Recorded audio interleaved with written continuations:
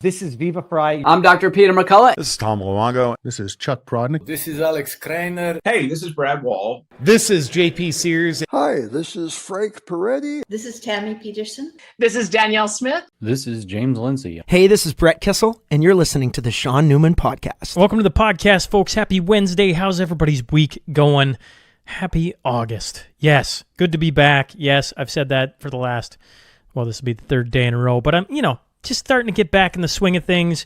I don't know, I'd done the replay of Brian Burke, and he was talking about early days of the NHL where the St. Louis Blues used to take the month of July off, and I don't know what working for an NHL team is like these days, but I assume it's like most other things. You're sitting in the oil patch, and the phone never goes off while you're on your days on. And for my past career, it didn't go off on the weekends either, even though they were, I'm putting them in parentheses, off. And so, having some family time in July was great. And I tell you what, it only took a week and I was itching to be back in this chair. And I'm excited to be back and rolling along. And a happy Wednesday wherever you're at. Hopefully you're getting some family time and enjoying some time off from work. Enjoying the summer months while they're here. I certainly enjoy the warm weather, even if it is a bit cooler than what Minnesota was. Minnesota was 94% humidity the one day at 7 a.m. You can imagine how the rest of that day went. Okay, that's beside the point. The number of ounces of silver needed to buy an ounce of gold now at near 30-year highs. Silver is now a bargain price when it compared to gold. And today's guest, after he sits and talks, for some time, I'm like, this just reminds me of so many conversations I've had with one of the other sponsors that I'm about to get to. And I think no matter what your thoughts on silver and gold is, when you start talking, fiat money and what our government's doing, it is the perfect time to protect a portion of your savings with silver or gold. Silver Gold Bull has a wide variety of the best value silver for every budget. Simply text or email Graham for details. Whether you're a seasoned investor or new to precious metals, Graham will work with you to answer all your questions and recommend the best products to meet your investing goals. If you're on silvergoldbull.ca or .com, just make sure to reference you heard about them from the Shaun Newman podcast. I think by the time you're done today's conversation, you're going to be like, yep, I don't see us getting off this path anytime soon, which means silver and gold are a pretty sound investment. Bow Valley Credit Union was the Brett Olin was the guy I was thinking of, and there is your Alberta regulated, fully serviced financial institution here. And when it comes to the story of Eva Chipiak, she was on, I think it was Mashup 168 with Vesper and Twos, hearing her story about how, they froze her bank account and then basically said, we don't want your business. Well, I'll tell you what, Bow Valley Credit Union will take that any time of the day or week, and we'll get you sorted out and get you back rolling. So if you're sitting in Alberta, this is the bank that you want to get in touch with. It's welcome@bowvalleycu.com. You can say hello to Leanna. She can get your BVCU membership started today and your e-metals account as well if you're interested in something along that lines. Just go to bowvalleycu.com. You can search them out. And, there's been lots of people interested in that. I'm sure the Eva Chipiak story sent a ton of business their way. Every time something like that happens here in Canada, specifically in Alberta, it's just an easy transition. If you're sitting on a province that's outside of Alberta and you're interested in Bow Valley Credit Union, they only are Alberta currently, but, I suggest getting in contact with them. You never know what a conversation can do and what doors that might open up. And, Brett Oland, guest of the podcast, Bow Valley Credit Union, supporter of the podcast, certainly I think they'd be open to some different conversations, and I'd be curious to hear how, that goes. Diamond 7 Meats. Well, tired of the big chain stores? Discover Diamond 7 Meats, a family-run business you can trust serving our community here in Lloydminster for over 26 years. In all the conversations they've had with their staff, they kept repeating how important their values of honesty and integrity are while serving the community. They offer all the cuts you can find at any retail store, and their expert staff can help with thickness, cooking temps, and more, ensuring you leave satisfied with exactly what you want on the grill. Just call, tell them what you like, and they'll cut it fresh for your taste, or just stop in and see what they got in the freezer. You can find them on the north end of town, Highway 17 and 67th Street. You can call Diamond 7 Meats today at 306-825-9718. Caleb Taves, Renegade Acres. When it comes to concrete, and character concrete. I don't know, is that a thing? Character concrete? Stamp concrete, I guess. The new studio has got stamp concrete, and let me tell you, it is something. And so if you're looking to do some cool work, on a project, maybe it's in your house, maybe it's, one of your favorite spots in a garage, or maybe you got some other spot that I'm not even thinking of. You're thinking concrete. They don't come more solid than Caleb Taves and his crew over at Renegade Acres. So make sure to think of them. And if you need some contact info, you just shoot me a text and I'll put you in contact with Caleb. I'm surrounded by great men, and Caleb Taves is just another one in a long list of men who have helped support what I do on this side. We do have the new studio coming here soon, and excited to unveil some pictures, some video, and hopefully sooner than later, the first podcast ever to be out of it, which I think is going to be a ton of fun.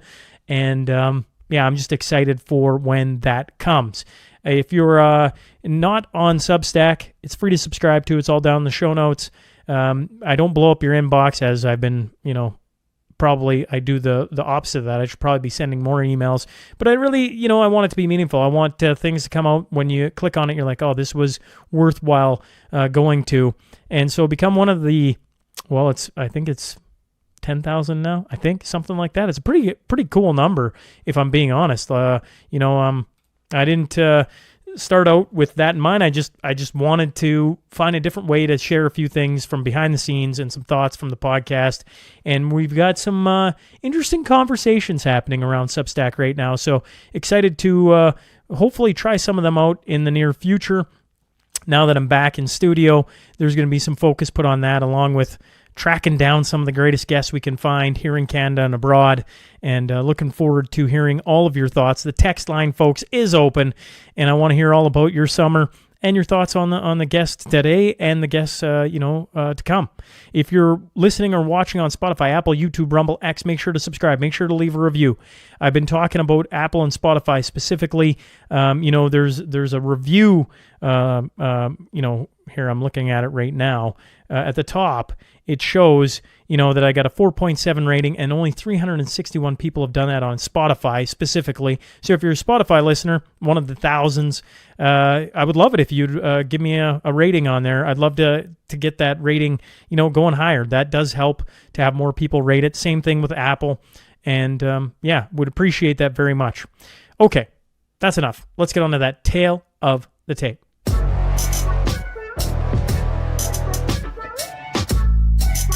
Today's guest is a Canadian investment professional with over 30 years of experience. He spent 23 years at Mackenzie Investments, managing upwards of $15 billion in assets. He founded Paddington Capital Management and authored the book Capital Offence, Why Some Benefit at Your Expense. I'm talking about Paul Musson. So buckle up. Here we go.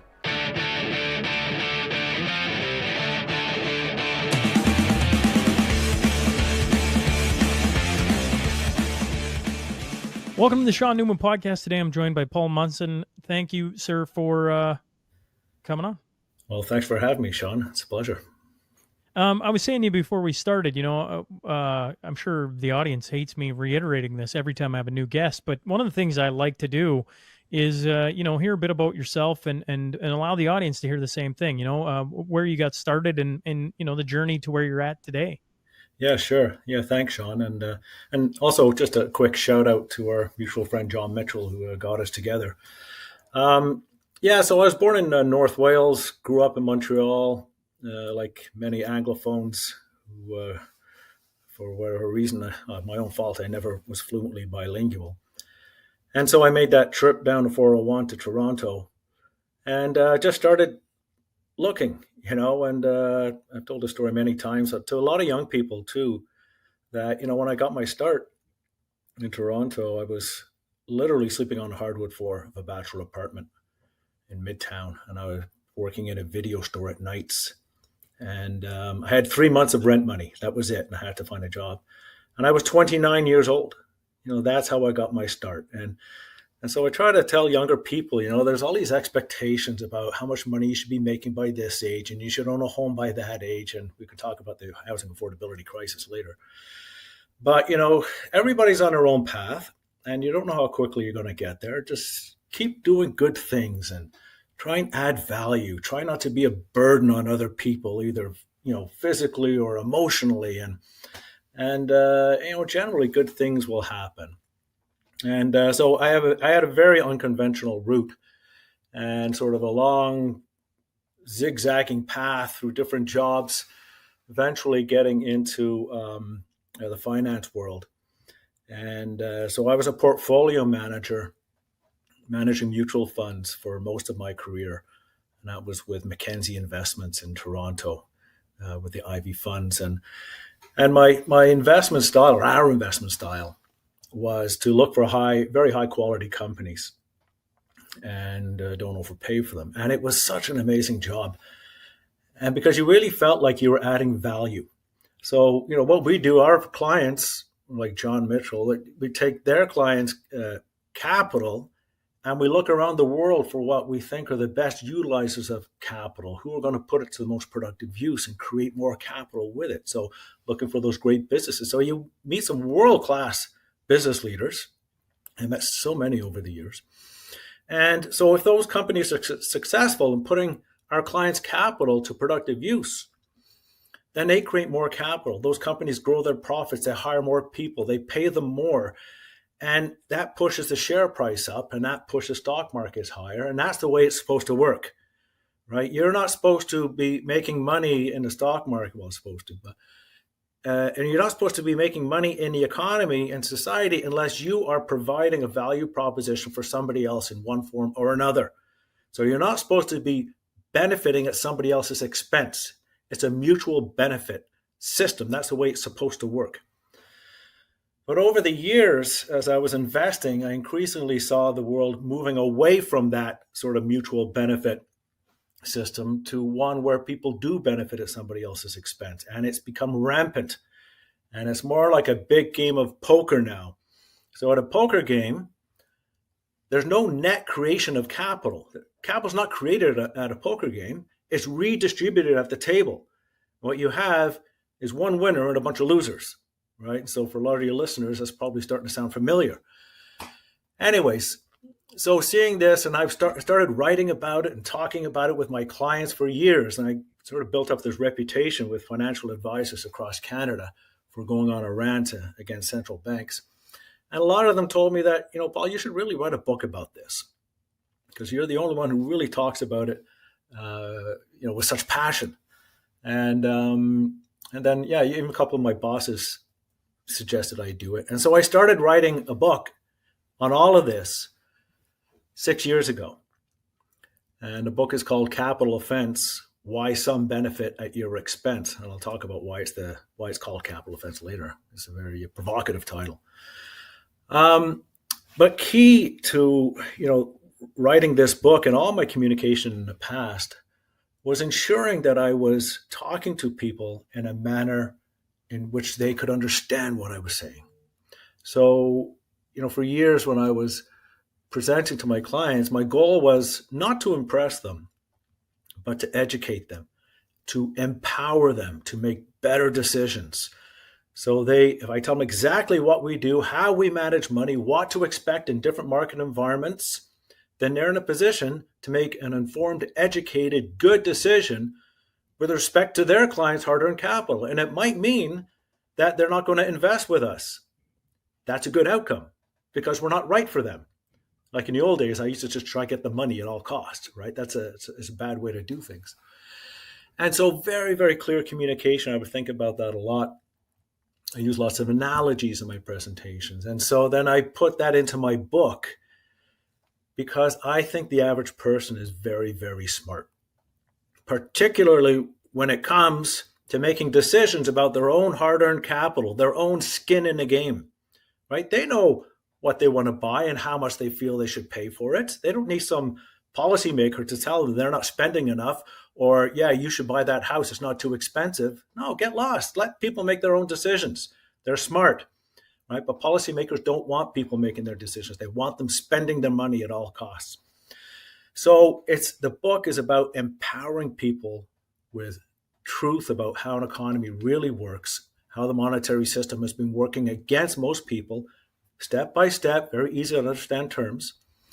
And And my wife has read it. My 3 daughters have read it. They all understand what's going on. A lot of my friends obviously have read it. And I've had sort of great feedback. And so I started writing the book, but I ended up leaving Mackenzie Investments, which was where I worked for 23 years. Not because I didn't like my job. I loved my job. I loved the company. But my big passion now is communication, helping people understand, empowering people. And I just wasn't getting enough time to finish my book. And so I started a blog as well, which is a weekly blog called Political Economy.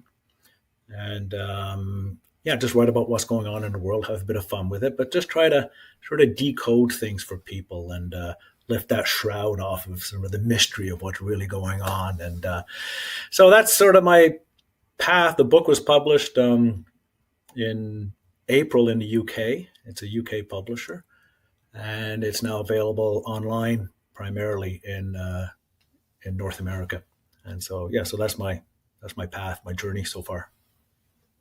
I hate to go back off of something that isn't economics, but you mentioned sleeping on a floor at 29 and working at a video store. Yeah. The movie lover in me goes, what movie store were you working at? Yeah, so it was Major Video. It was a sort of a decent-sized chain at the time. And I was at Yonge and Eglinton, which is sort of midtown Toronto, I guess. And it was right across the street, so it was so handy. And and I worked from, I think it was 6 till 12:30 at night, 5 nights a week. And then I got a temporary job in an insurance company, and that was full-time during the day. So I had 2 jobs, full-time jobs. And I remember my break at the video store was from 10 till 10:30 at night.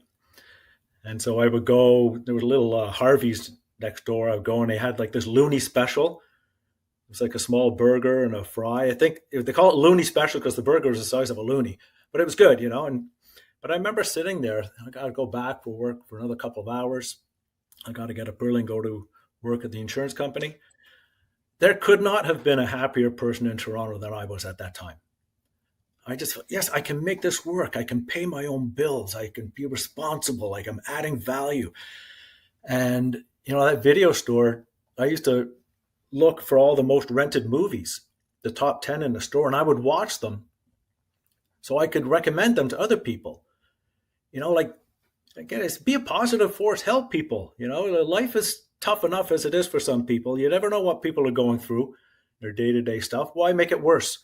So, so I had so much fun with that. And eventually it was bought by Blockbuster. Well, I just re-listened to, I've been away here in July.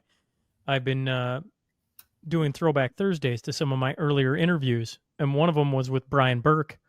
And he had a line that I'd written down: have as many good options as you can. If you got good options, you'll always make good choices. And you talking about positive, be positive in the world, that just stuck out to me, because if you do have good options, you are a positive force. Good things will happen. Absolutely. And, when you help create a positive environment, that can really bring out the best in people, and vice versa. If you create a toxic environment or an unfair environment, it will bring out the worst in good people. Like we all have that in us, right? We all have our not finer moments, and so do your best to let good people shine. Sticking on movies for a second, movie stores as a kid were like, loved going to it, loved spending an hour in there trying to find that one right movie. Mm-hmm. And then they became obsolete. You can't find they're I'm sure there's a few still left out there, but they're pretty much non-existent. Yeah.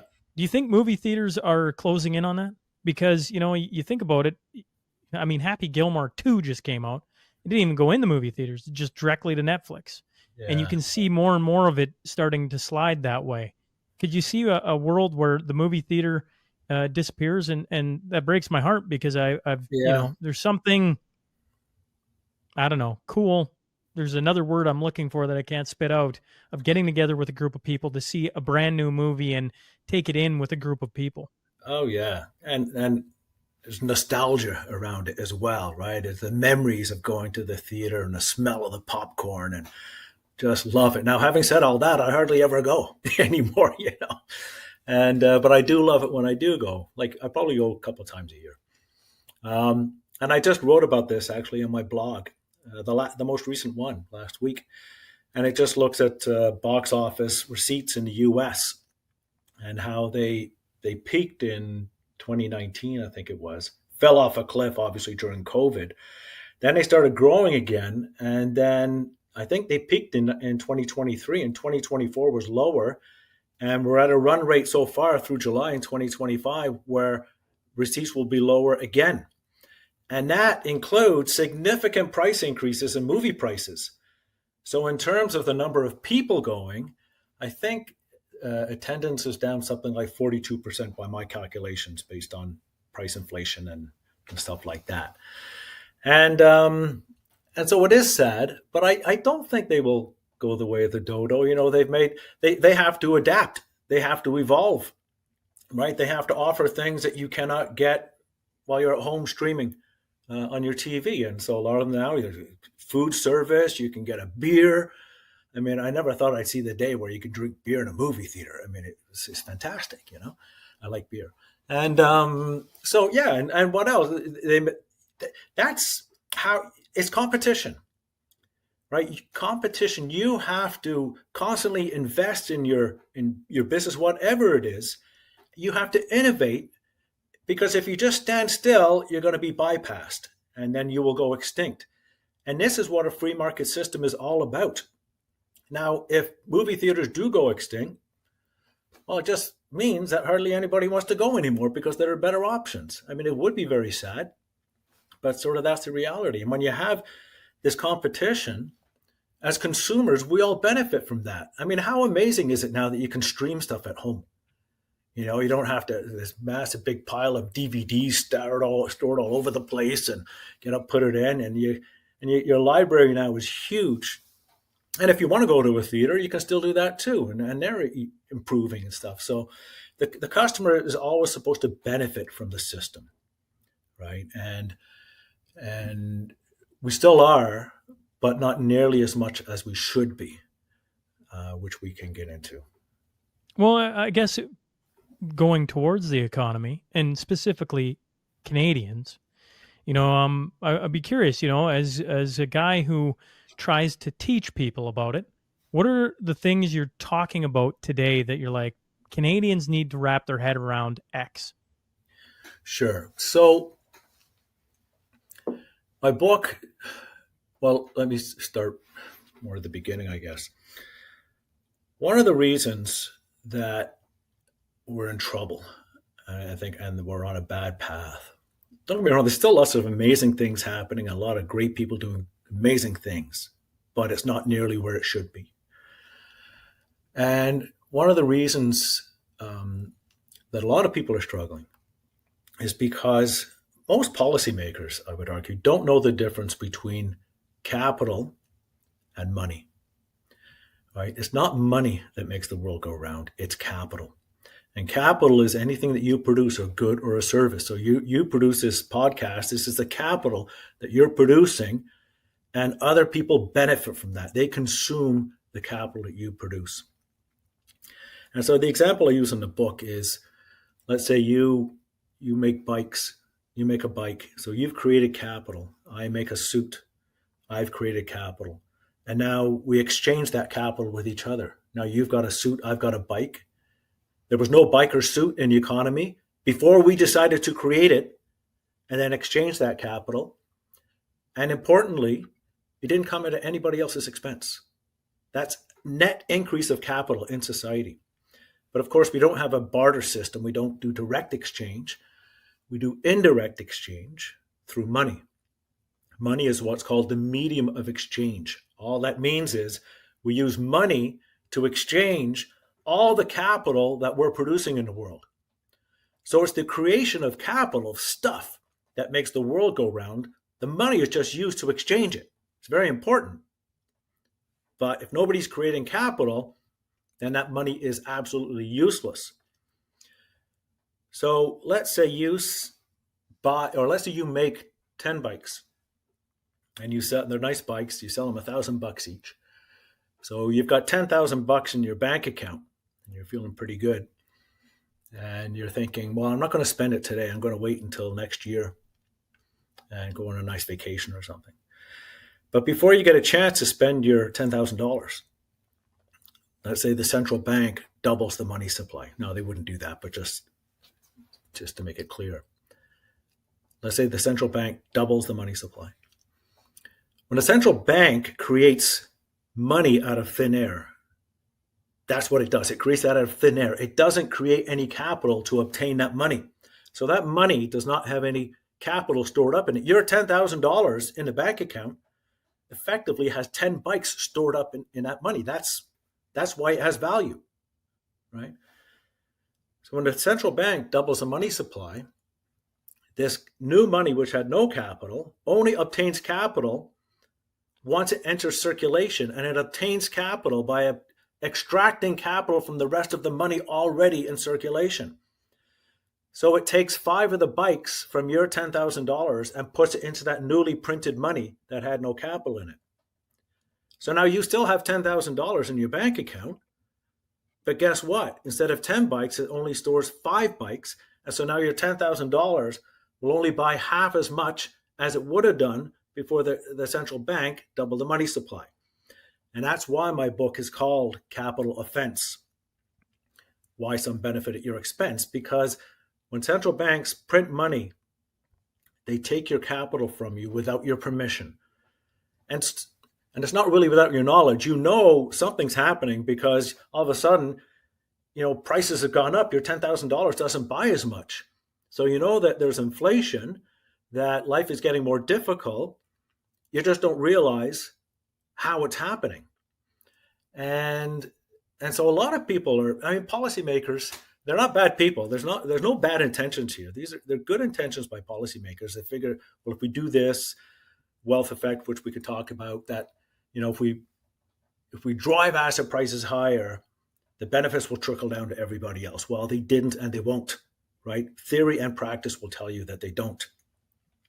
And so when they take your capital from you, I just think it's an immoral thing. If they take your capital from you via taxation, or they borrow it from you, that's sort of all above board. And we can all have these discussions about, how much we should be taxed and how much the government should spend and whatnot. And we can all have our own ideology. But I think it's important that we all have an ideology based on the facts, that there is no free lunch. There's something for nothing myth that governments want to believe in, because then that, in their mind, justifies them spending like crazy, taking on so much debt and having huge deficits because they believe it doesn't matter. It all matters a lot, and somebody always has to pay. And there's a great line by Thomas Sowell, who's an economist. He said, in economics, there are no solutions. There are only trade-offs, right? So somebody is always paying. We just have to figure out who that's going to be and do it with eyes that are wide open. And I think with people with this information, and really not just through me, but through others as well, we'll then be able to make better decisions, and policymakers will make better decisions. But they're only going to make the right decisions if we demand it from them. We've been demanding something else from them for many years.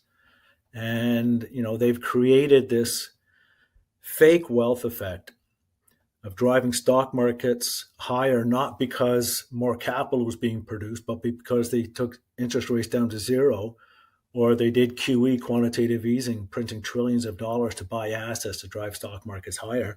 No capital is created in an economy when central banks do that. It's a redistribution of wealth. And it harms the productive capacity of the economy.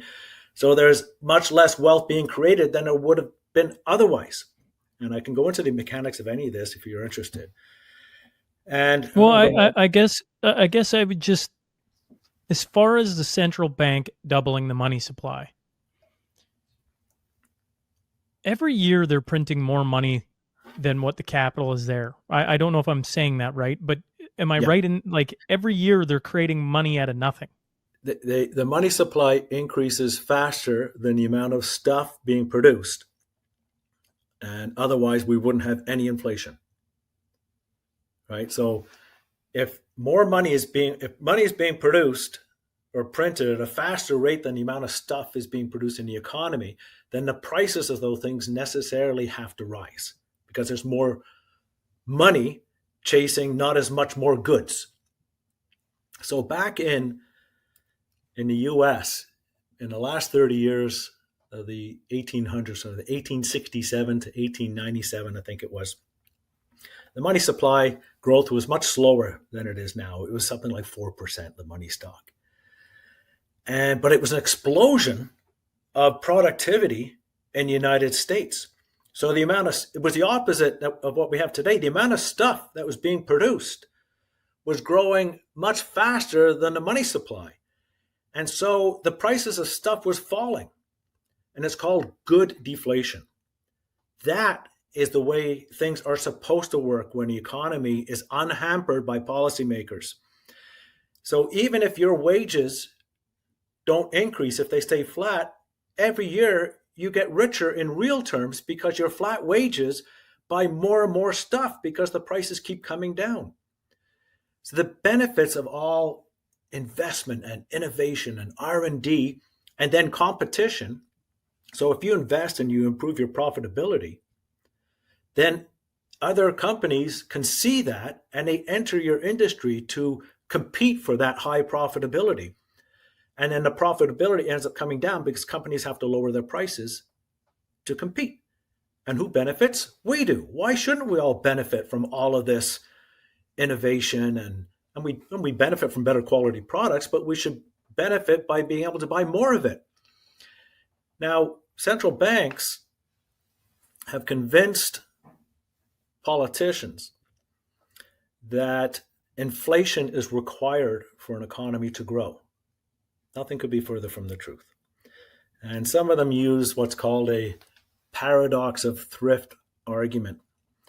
They argue that, if policymakers can't convince you to spend your money, then other people's income will go down. Because when you spend your money, somebody else has an income. So if you buy my suit for $1,000, now I have income of 1,000. But if you decide not to spend your money, then I don't get income of $1,000. And so they encourage people to borrow and spend. But if people are spending just because they're taking on more debt, then that's finite. Eventually that ends. If you're spending because you're producing more and more bikes, then that's sustainable.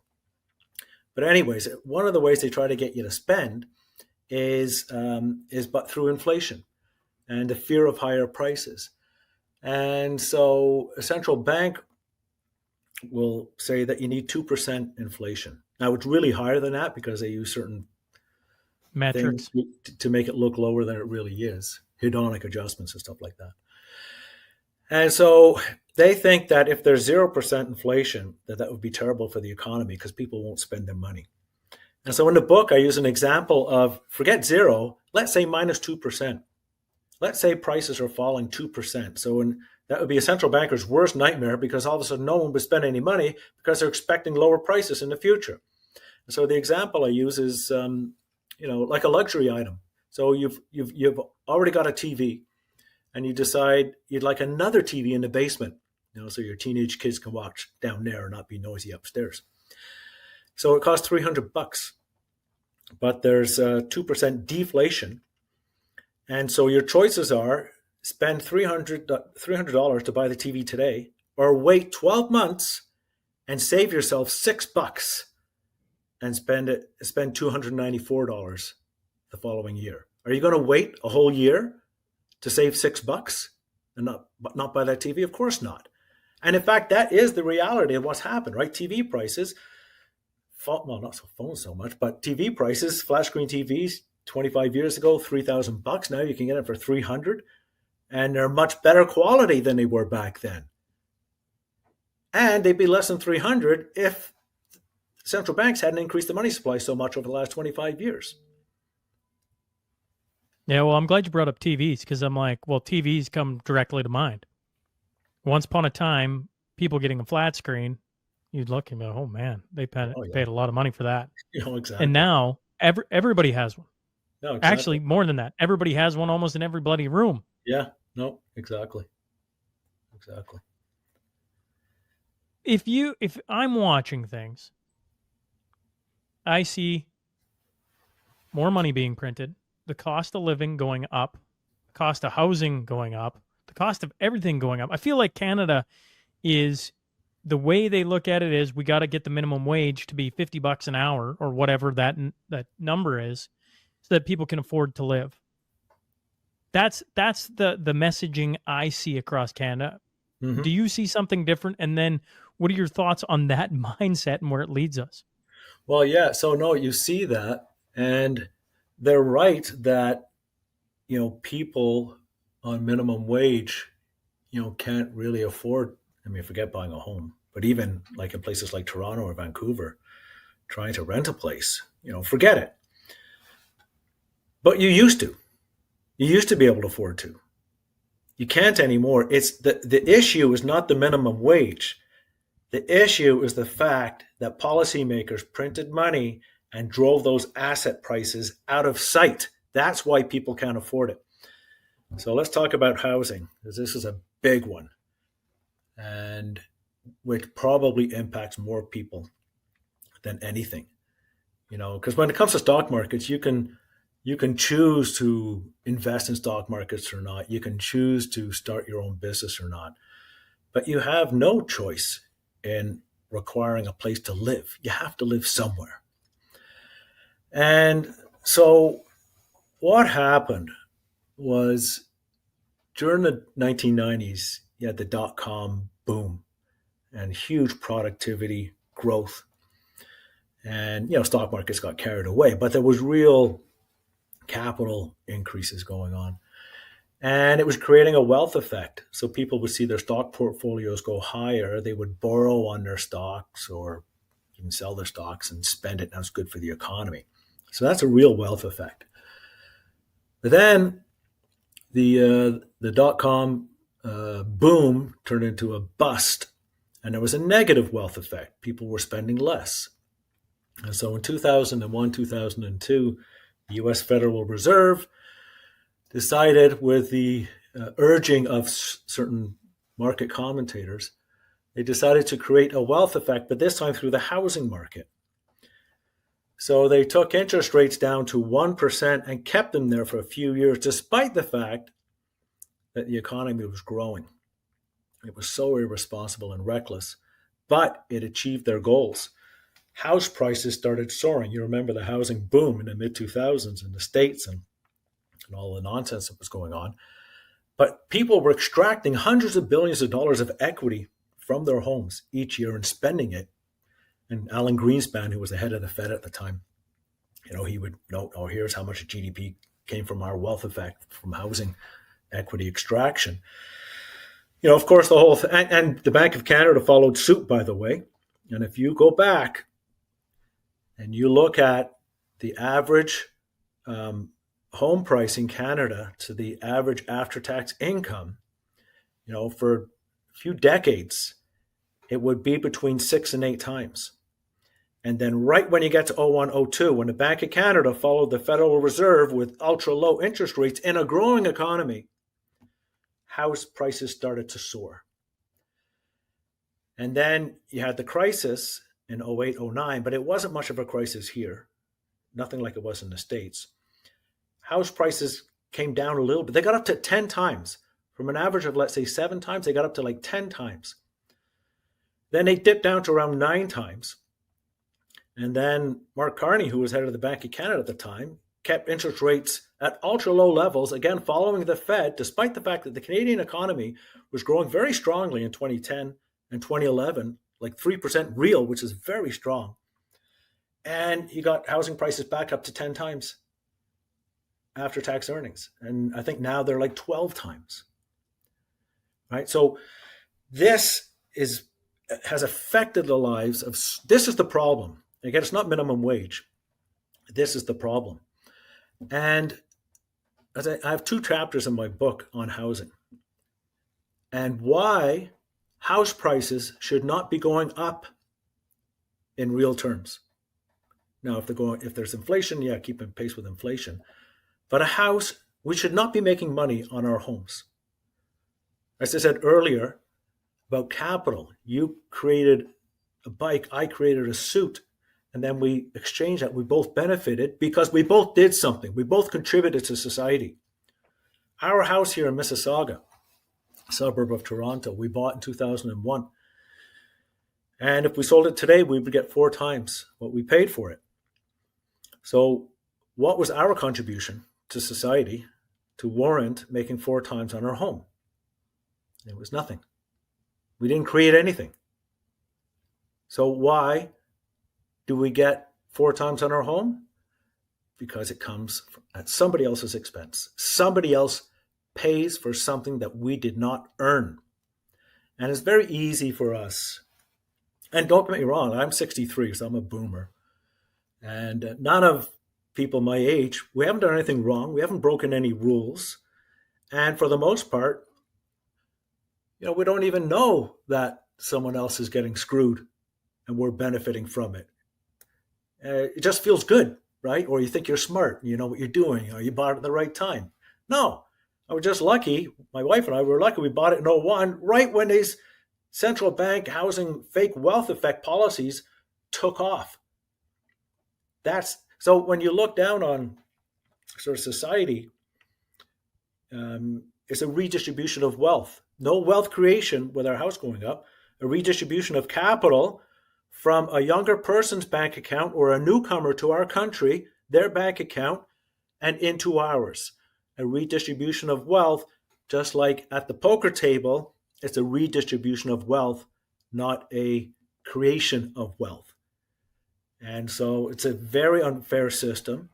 This was not the goal of policymakers, of Dodge. I guess he was first at Bank of Canada in '01, '02, or Carney or Polos or any of them. I don't believe that this was their intent. But it's a result of short-term thinking, first-order effect thinking. If I lower interest rates, people, they think, well, we'll make housing more affordable. No, lower interest rates does not make housing more affordable. It makes mortgage payments more affordable in the short term. Long term, it makes housing way more expensive. But they just look at the immediate impact of their actions. They don't think of second or third order consequences. That's harder to do as well, because you might not even be around when the good consequences of your actions finally come to fruition. And so anyway, but that's what my book tries to explain to people. And so I don't think it's a case of wages needing to go. Well, it's always good if wages go up, if you're producing more value for your company, absolutely. And I think companies should pay people more, but it should be up to the companies to decide. The issue is to stop driving asset prices and the prices of consumer goods higher through the printing press. To me, that's more of an issue. And, I used to own a brew pub, and it wasn't a success, but it was a great experience, providing a great customer value proposition, but also in providing employees with a livelihood. Like, I wasn't really prepared for how good that would feel because I was always an investor. I was on the other side. It's really important that companies treat their employees well and pay them well. And to the extent, possible, have all your employees benefit in the success of the business. Like, why wouldn't you do that? And because I've saw that a number of times in the companies that we would analyze, like from all over the world. Some of them would have a percentage of pre-tax profit would automatically go to all of the employees. Why wouldn't you do that? And the one example I give in my book is a company called Fastenal it's in Minnesota. Very basic business, distribute fasteners and screws and stuff. But we did a plant tour, and the plant manager was so excited. He loved the business. All the employees are like gung-ho. What the hell's going on here? And so I asked him, why do you all love the business so much? And he said, well, because the senior management, they treat us with respect. They really love us. and they always ask for our opinion. And they implement a lot of our ideas, and we all share in the success of the business. I thought, well, that's fantastic. And then a little later, the plant manager said, oh, yeah, I almost forgot. I should have told you. The CEO was the founder, owned a third of the company. His wife had a stake in the company as well, but a few years prior, she'd passed away. And so the CEO took all of her shares and he distributed them to all of the employees in the company. Right? That's the way things should be. And then those employees don't need to worry about what the minimum wage is, or you know what I mean? And there are a lot more companies out there that do that sort of thing. You just usually don't hear about it. All you'll hear about, and rightly so, is the companies that screw their employees. You don't want that. And anyways, that's a long-winded way of saying that, minimum wage is a tricky issue, right? And for the restaurant, especially independent restaurants, like ours was, again, financially, we were not successful. Most restaurants, especially independents, don't make money. It's a way of life choice, and most of them just get by. And wages are probably your biggest cost. That might be changing with a lot of online orders and stuff like that. And so, yeah, sure, you'd want all your employees to be making $30, $40 an hour, but then you're going to have to be charging, $40 for a cheeseburger just to keep the lights on. The math and the economics of that sort of industry, it just doesn't work that way.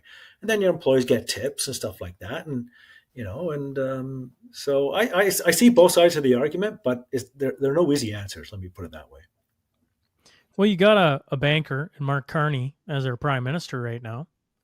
When you look at the things he's doing, talking about, when you look into the next, year or maybe the rest of his first term, are there things that you're like, Canadians need to pay attention to this and good or bad? Yeah, so, I try my best, not always successfully, but I try my best to keep politics out of the conversation. Sure. And I'll answer your question, but and the reason is because the issues transcend politics. And, both sides have been guilty. And maybe guilty of not understanding, guilty of believing in the something for nothing, free lunch, everybody gets a pony fairy tale, right? It doesn't exist. And I think that the main issue or issues are the things that I'm talking about. And a lot of people feel that the system is unfair, that they're not getting a fair shake, but they don't know why. And so then it becomes very easy for, in the States, Republicans to blame Democrats and Democrats to blame Republicans, and here in Canada, it's liberals versus conservatives. And then, because there's good people on both sides. And so with respect to Carney, I didn't like what he did as a head of the Bank of Canada. Again, I think his intentions were good, but I think he contributed to this housing affordability crisis. Well, and again, I don't follow politics that closely. I follow it sort of through the headlines and read the article. So far, I would say that I'm pleasantly surprised with what Carney has been doing. It's very, very early days. My big fear is that he explodes the government spending higher, and they're doing some sort of accounting trickery nonsense to make it not look quite as bad as it is. But government is very important. A lot of things that government do are necessary, and there's a lot of good people in government. But government, just like my industry, I was in the finance industry, and I talk about this in my book as well. government and the finance industry don't really create capital. They're facilitators of capital creation in the real economy. So you need the rule of law, you need contract law, you need protection, physical protection from violence, you need an army to protect you from other nations, you need nurses and teachers and stuff like that, all super important, customs agents, whatever. A lot of good people doing a lot of good things, but you only need so much. And so the more the government takes from the private sector, the more capital it takes in the form of taxation or borrowing or printing money, extracting capital, bikes from your $10,000, then the less money there is, the less capital there is in the private sector to produce more stuff.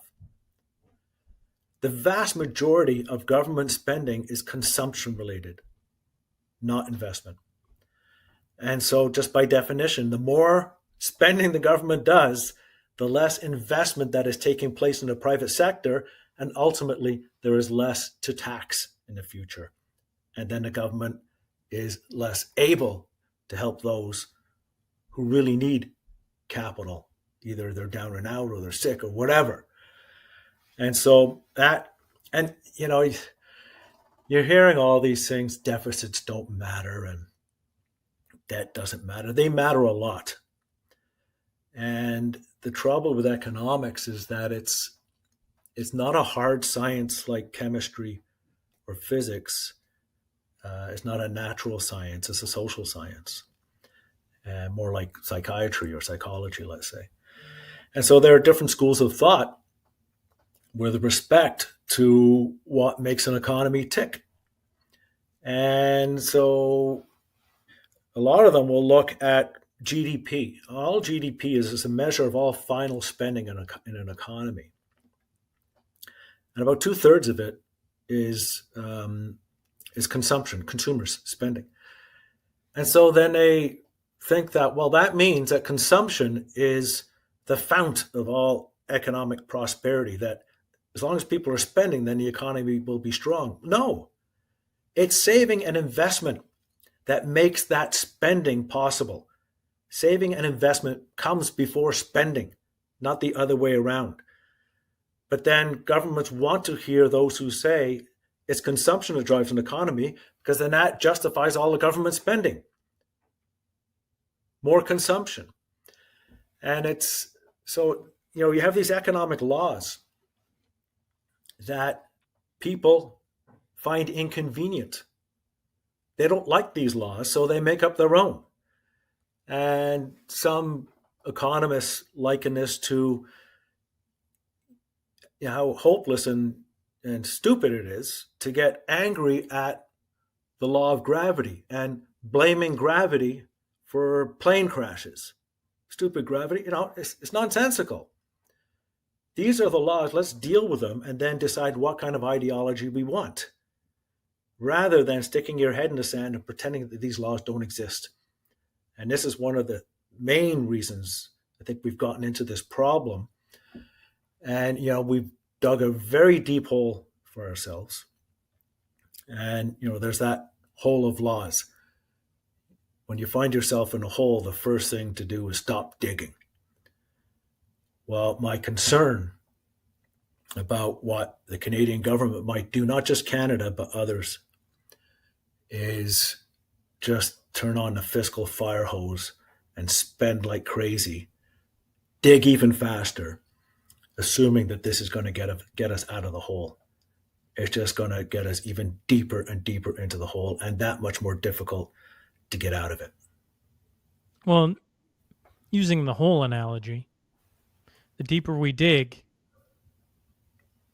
the more they have to create a money supply in order to keep digging, almost. Right? Like that's exactly what they'll do. And they will also, a lot of people are predicting this, they will revert to something called financial repression. And it won't solve anything. well, it'll get rid of the debt, but at the cost of somebody else. So what financial repression is, we have so much debt and there's no way that we can pay it all back. And you don't have to pay it all back. You just need to really stop growing it. But they don't want to stop growing it. And so what they will do is devalue that debt. So let's say you buy a $10,000 Government of Canada bond and it matures in 20 years' time. Well, they can't afford to pay you the full value of that $10,000. So over the next 20 years, they're going to continuously increase the money supply, which reduces the value of the currency, right? Extracts more and more capital out of the money already in existence, and do it with ultra low interest rates that they will force on society through yield curve control and things like this. So in 20 years, you'll get your $10,000 back. But if it stored 10 bikes when you lent it to the government, by the time you get it back, it'll only have one bike or half a bike in it. But won't the logical conclusion of that be nobody will buy the bonds? Exactly. So then the bond vigilantes will say, we know what you're going to do. And so we're going to demand a much higher interest rate. And so that's one of the risks, in that you lose control of interest rates. And you've seen a little bit of that in the States earlier this year. You've seen that in the UK. But then the central bank will just they'll exercise yield curve control like Bank of Japan did. They'll just print the money necessary to buy those bonds themselves. And it's called monetizing the debt. But of course, then you get much higher inflation. So there is no easy way out of this. You know, when I was just thinking, when I hear capital fleeing Canada, I always assumed, I don't know why I equated, well, probably an easy thing, because you'd said it's not money, capital that makes the world go around. And my brain always kind of put the two together. Mm-hmm. And when you say when they say capital's fleeing Canada, that's people building things. Yeah.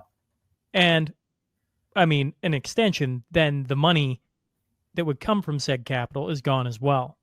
Yeah. And if you're creating a scenario in Canada where capital doesn't want to come, then you're going to have less capital. And the only thing you're going to be able to do is print more money. Exactly. It's almost self-perpetuating at this point. Exactly. All you can do is print it and take it, right? So taxes will go up. Right? So your more and more capital will go from the private sector to the public sector because they feel this is the only alternative. But as they tax more, as they print more, people won't spend more. They'll have less to spend and less to spend it on, which will actually perpetuate this even faster. Exactly. So where does this eventually run into then? Because when I listen, you're not the first economist I've had on. It's not the first time I've talked about these things, although I do appreciate the examples you're giving, because I'm like, oh yeah, that makes sense. To me, it's eventually you run into a brick wall. And when the brick wall hits, I actually don't know, maybe you can describe what a brick wall in my brain is, because I just feel like at some point you're printing so much money, you hit probably hyperinflation, where, you know, they talk of all these different countries and different examples in history where $1 or $10,000, whatever money, nominal money supply you want, doesn't buy remotely what it used to. Yeah, no. And this is why people talk about gold, silver, Bitcoin. I'm sure there's other investments that you point towards to try and hedge against what's happening. Yeah. Yeah, no, you're exactly right. This is why I've written a book. Just because of this. We are not on a sustainable path. And one thing I should say, I'm not an economist. I'm an investor, and I guess maybe a self-trained economist for what that's worth. But my apologies. No, I should have made that clear at the start. I think you did, and my brain just lumps you in with people talking about the economy. Yeah. Sorry. No problem. And but I have all I've done over the last 17 years is study economics, but I've done it all on my own. Different schools and everything like that. Different schools of economic thought, not different universities. So, as I say in the book, we've got two choices.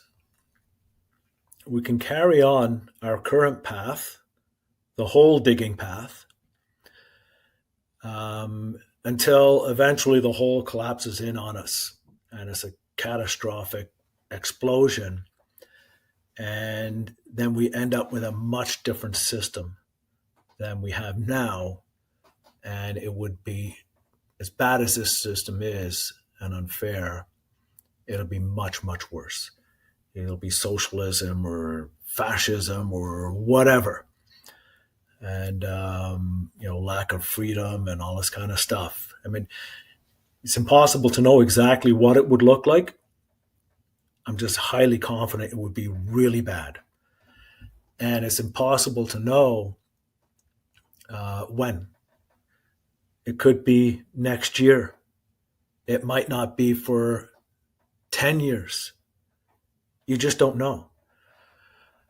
The other choice, apart from the digging faster, is to stop digging and try and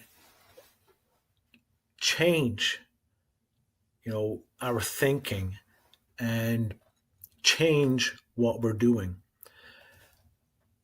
But for a good part of society, it will be painful. There's no avoiding it. And no politician wants to make a decision, understandably, that would require a part of the population or most of the population incurring pain. And yet pain is coming one way or another. It's coming one way or the other. So you can do nothing and have a lot of pain, or you can do something and have some pain. And for some people, it would be very painful.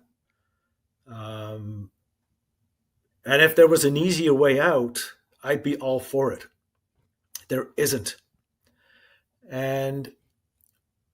But I believe that, I gave you the example about our house and going up in price and how we didn't deserve to make that much money on our home. I've been telling this to friends of mine and acquaintances and colleagues and whatever for the last 15 years. And the vast majority of people, as soon as I tell them, they say, you know what? I never thought about it that way. You're absolutely right. They get it. And they want to do the right thing. But every now and then I do run across somebody who just can't stand hearing this. And they don't want to hear it. They don't want to understand it. They want to believe that A, they've earned it, and B, that we should not go on a path which means that the price of their house probably needs to come down. And there's Upton Sinclair. He was like a socialist back in the 1930s in the States. And I use a quote of his in my book. It says, if somebody's income depends on them not understanding something, then don't expect them to understand it. It's not that they can't, they won't. They've decided they don't want to hear it because they love their lifestyle, they're accustomed to their lifestyle. That's too hard to give up than to understand what's really going on. But most people will. And most people are good people.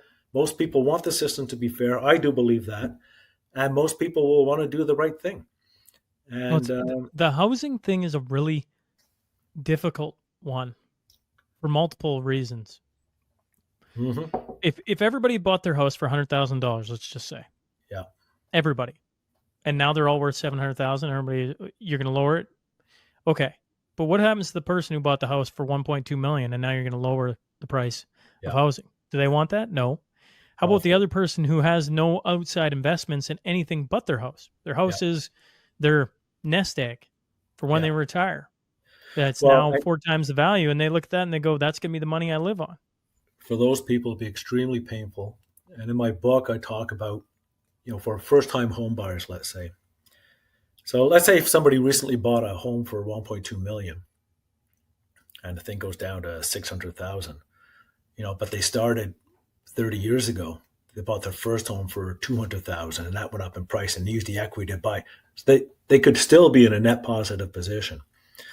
But for first-time home buyers in particular, who due to no fault of their own, bought near the top, and then when they sell, they incur a capital loss, then I do think that governments, with taxpayer dollars, remember, governments don't create anything. They get all their capital from taxpayers.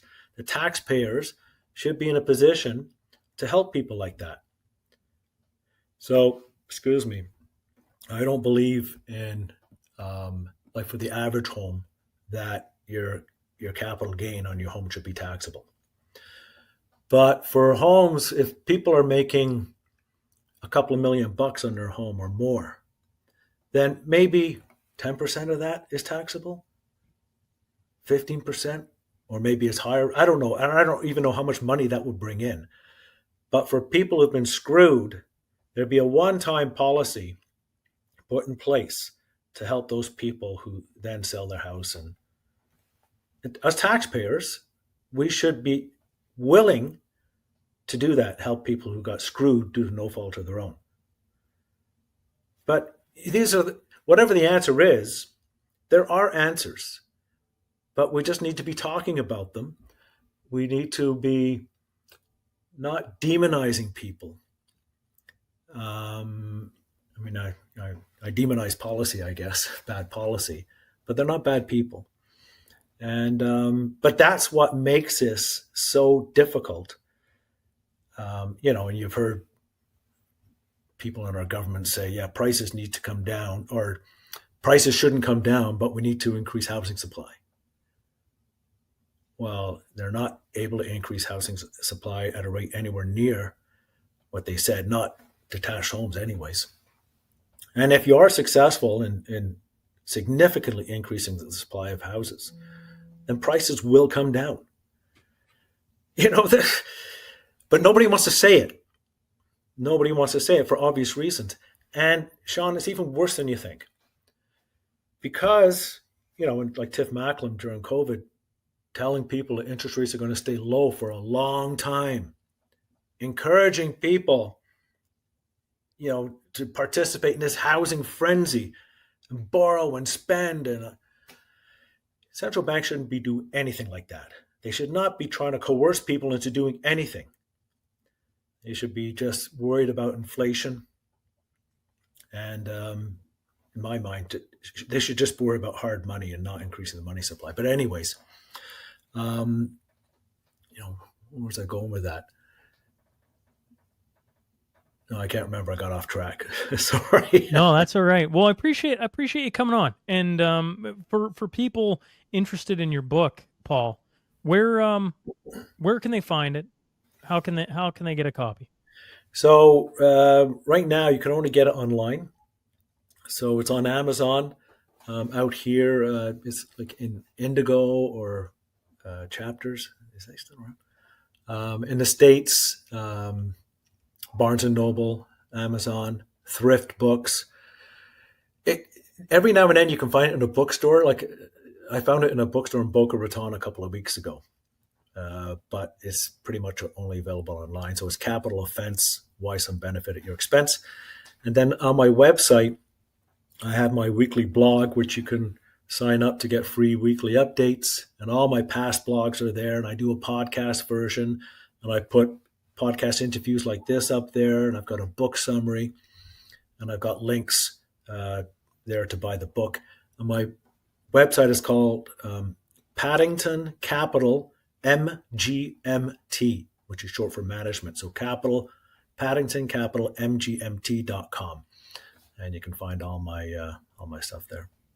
Paul, I appreciate you coming on and doing this today. And, best of luck here in the days to come. And we'll see what, the early days of Carney and this Liberal government do, and we'll all be watching. So appreciate you coming and lending some thoughts today.